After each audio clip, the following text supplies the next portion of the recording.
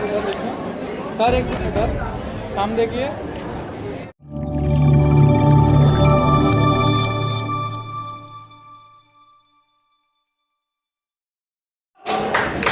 श्रीमान अशोक जी और उनकी पूरी टीम, उनको मैं सबसे पहले अपनी ओर से अभिनंदन करता हूँ, अभिवादन देता हूँ, बहुत बहुत बधाई कहता हूँ कि उन्होंने हम लोगों को दूर दराज से आप सबके साथ मुखातिब करवाया और इस सुंदर आयोजन का, जिसके लिए वो काफ़ी लंबे समय से सारी मेहनत लगा रहे हैं, उसका इतना अच्छा बेहतरीन तरीके से उसका आयोजन किया। तो इस आयोजन के कार्यक्रम में मेरे जो भी बहुत ही आदरणीय साथी हैं यहाँ पर, आदरणीय बौद्ध जी, ईश्वर सिंह जी और अशोक जी की पूरी टीम और यहाँ के सभी और आदरणीय मंच पर विराजमान हमारे समाज के और दूसरे समाज के सितारे और आप सब जो है मथुरा के अग्रणीय अभिभावकों, मित्रों और विद्वानों और बहुत ही मेधावी छात्र छात्राओं के अभिभावकों, मैं आज इस मौके पर आप सबको इस जो आपने अपनी मंजिल पाई है उसके लिए बहुत बहुत बधाई देता हूँ। आप सबका बहुत बहुत अभिनंदन करता हूँ और आपके लिए बहुत बहुत शुभकामनाएं करता हूँ कि आप और ऊंची ऊंची मंजिलें पाएं। आप स्वस्थ रहें, आप एक बहुत अच्छे इंसान बने और जैसे मेधावी हो इसी तरह के मेधावी और आगे बढ़ते रहें और जिन विषयों में आपकी पारंगत है उसके अलावा भी जो आपकी जिंदगी के जरूरी विषय हैं उनमें भी आप पारंगी बनो। तो मैं क्योंकि समय काफी हो चुका है, ऐसे कार्यक्रम में सम्मान का ही होता है नहीं, लेकिन इस बहाने से जो जिन लोगों को बुलाया जाता है उनकी जिंदगी में भी कुछ ऐसी चीजें होती हैं जो आपके काम आ सकती हैं। आदरणीय बौद्ध जी बैठे हैं यहाँ पे, मैंने इनके द्वारा बनाई हुई इनकी काव्य की पुस्तक, छोटी सी पुस्तक इन्होंने काव्य के रूप में संविधान पर बनाई हुई थी, उसको पढ़ा था आज से करीब 1-2 साल पहले और मैं बहुत प्रभावित हुआ था कि उन्होंने एक दूसरी पुस्तक मुझे दी जो इन्होंने हमारे जो कानून है आईपीसी और दूसरे सीआरपीसी वगैरह उनके ऊपर काव्य से रचना की है। तो ऐसे महानुभाव, उनकी कला, जैसे रोशनी हमारी एक कलाकार है, बेहतरीन कलाकार है कि वो मेधावी छात्र रहते हुए भी अलग अलग नए विषयों पर अपने रास्ते ढूंढ रहे हैं। तो ऐसे सभी लोगों की जिंदगी के जो अनुभव हैं वो आप सबको प्रेरणा दे सकते हैं, आप सबके काम आ सकते हैं, क्योंकि सिर्फ सब्जेक्ट को जानना है और सब्जेक्ट में मेरिट या ऊंचे अंक ले लेने से कुछ नौकरियां मिल सकती हैं, कहीं सम्मान मिल सकता है, लेकिन पूरी जिंदगी की ऊंचाइयां नहीं पाई जा सकती। और हम ये चाहते हैं, हमारी ये दिल की इच्छा है कि हम भी कुछ ऊंचाइयों तक चले और हमारी ये इच्छा है कि आप जो तीसरी पीढ़ी हो, क्योंकि मैं 71 वर्ष का हूँ और आप में से अधिकतर बच्चे जो है मैंने शादी नहीं की, अगर शादी की होती तो मेरे पोते पोतियों की उम्र के होते आप सभी लोग। तो हम थैंक यू सो मच। अब तो हम ये चाहते हैं कि हमने जो जिंदगी जी है उसमें जो अनुभव लिए हैं और जिन अनुभवों के माध्यम से हमारी जिंदगी बेहतरीन बनी है, हम ऊपर पहुंच पाए हैं, आप उन सबका लाभ लें और उन मार्गों को, उन ऊंचाइयों को पीछे छोड़ करके और ऊपर जाएं। क्योंकि मैं अपनी जिंदगी की थोड़ी सी चीजें ब्रीफ में बता देना चाहूंगा कि मैं हरियाणा के पानीपत का एक जिला है पानीपत, उसके गांव से मैंने अपनी जिंदगी शुरू की और मेरे माता पिता शिक्षित नहीं थे, पढ़ाई के रूप से कह रहा हूँ, बहुत अच्छे संस्कार वाले परिवार का माता पिता थे, लेकिन शिक्षित नहीं थे क्योंकि उस समय शिक्षा गांव तक पहुंची नहीं थी। हम पहली पीढ़ी है जिन्होंने गांव के स्कूल से शिक्षा शुरू की और हम पहली पीढ़ी है जिन्होंने अपनी मेहनत से अपनी ऊंचाइयां पाई।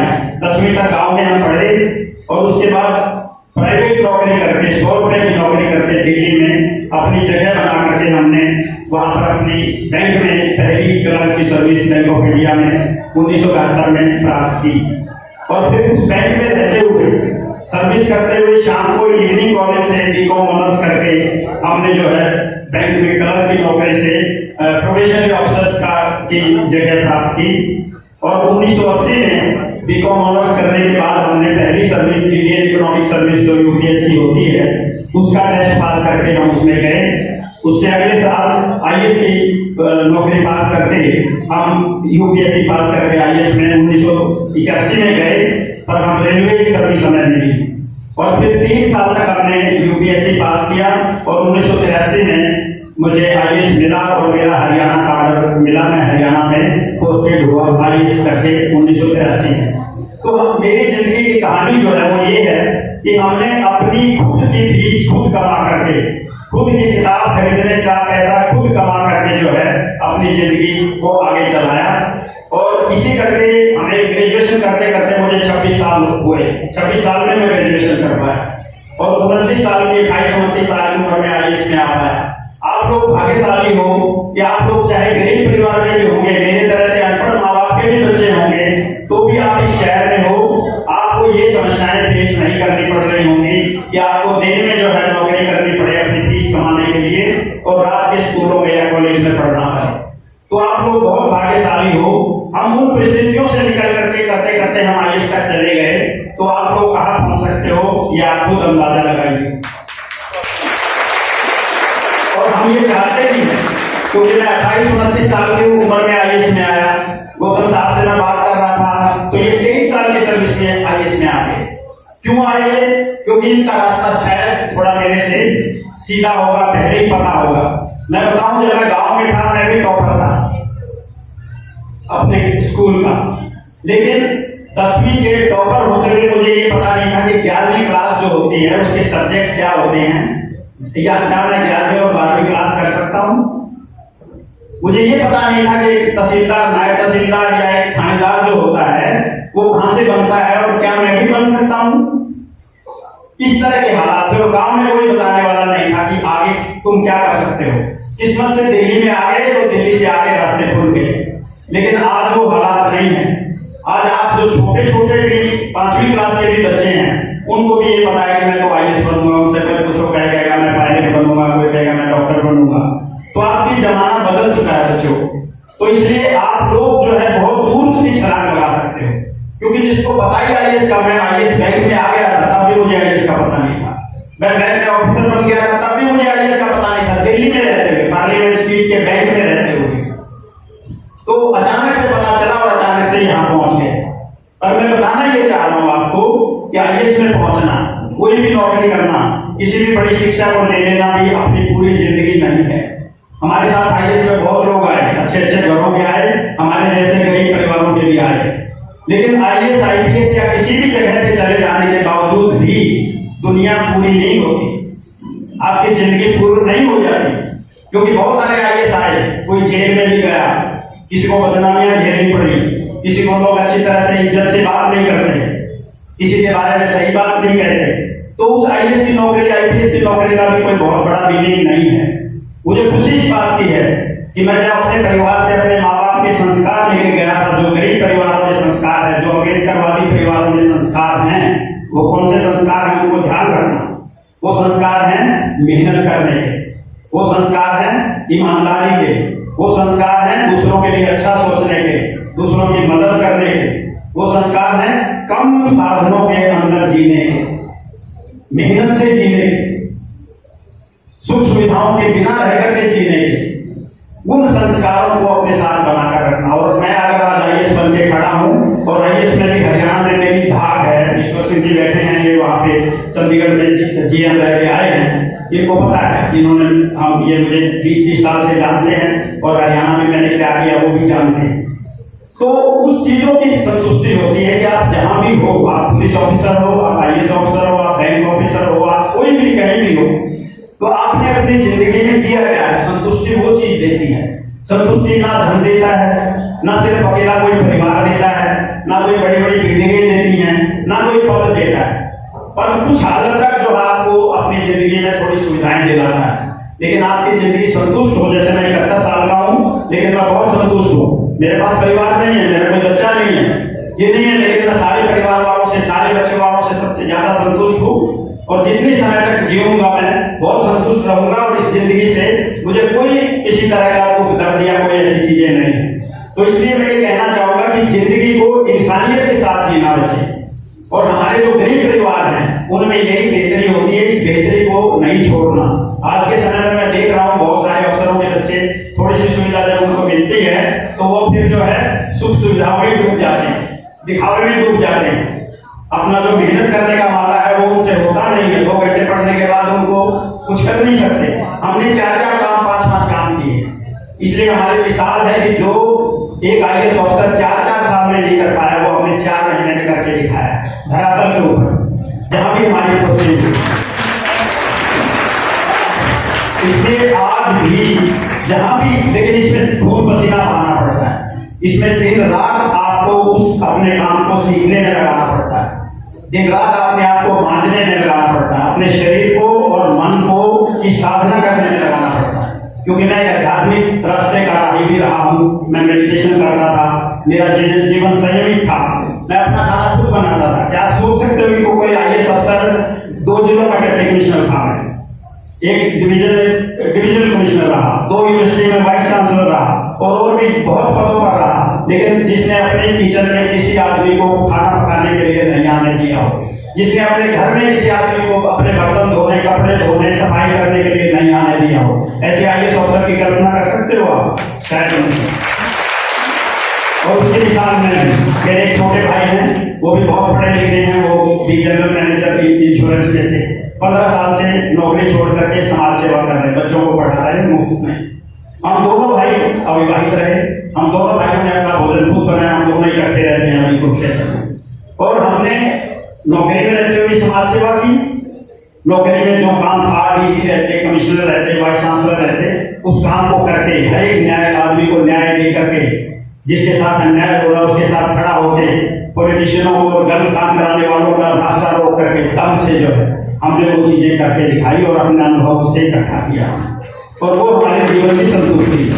तो मैं ये चाहता हूँ कि आप अगली पीढ़ियां हूँ, मैं तो प्लेटफार्म पे बैठा हूँ 71 साल की उम्र के बाद, 71 तक तो बहुत पकड़ते ही नहीं है लोग, तो अभी आगे मेरी तो रेलगाड़ी पता नहीं कब आ जाए, प्लेटफार्म पे इंतजार है। लेकिन आप बच्चों ने यहाँ रहना है, आप बच्चों को इन चीजों को उठाना है। तो आपसे ये निवेदन करूंगा कि पहले जो ये हमारे महापुरुष हुए हैं उनकी जिंदगियों को जानो, और जिन महापुरुषों ने दुनिया बदली है, जिन महापुरुषों ने आपके और हमारे रास्ते खोले हैं ऐसे ऐसे हालात में जब भी कोई रास्ता खोलने का कोई आसार नहीं थे, अब तो हैं। अब हमारा संगठन है, अब हमारे पास पढ़े लिखे लोग हैं, हमारे पास पोजीशन वाले लोग हैं, अब हमारे पास साधन है, जो कि जैसे लोग हैं जिनके पास साधन है जो आपको दे सकते हैं। अब हमारे पास ऐसे लोग हैं जो आपके पास पैसा ना हो तो आपकी फीस दे सकते हैं खुशी से। तो इन साधनों का फायदा लीजिए, लेकिन जो बेहतरियां हैं उनको अपने साथ जरूर रखिए, ताकि जो बाबा साहब को समझो कि वो कितने अभावों में कैसे उन्होंने जिंदगी जी और कहाँ पहुंचे, कहाँ से डिग्रियां लेकर के आए। मैंने भी जैसे बताया गया कि 7वीं में 6ठी MA कर रहा हूँ, 5 MA कर चुका हूँ, 6ठी पॉलिटिकल साइंस की MA भी कर रहा हूँ। इसके अलावा मैंने LLB की है, PhD की हुई है और PG डिप्लोमा किए हुए हैं 2-3। और मतलब मैं कहना सिर्फ ये चाहता हूँ 3 MA 4थी MA जो मैं कर रहा हूँ, 3 तो मैंने रिटायरमेंट के बाद करी है, और तीनों MA जो है फर्स्ट डिवीजन से। मेरी फर्स्ट डिवीजन कभी नहीं आई, क्योंकि मैं रात को पढ़ता था, शाम को पढ़ता था, पार्ट टाइम की तरह पढ़ता था। बेस्ट फर्स्ट डिवीजन आती थी, गुड फर्स्ट सेकंड डिवीजन आती थी। ये तीनों MA मेरी सारी हाई फर्स्ट डिवीजन से। और मैं कितने दिन पढ़ता हूँ ये आपको बताऊँ? सिर्फ 1 महीना जब पेपर होते हैं, सिर्फ 1 महीना पढ़ता हूँ, बाकी समय में यही काम करता हूँ समाज सेवा का।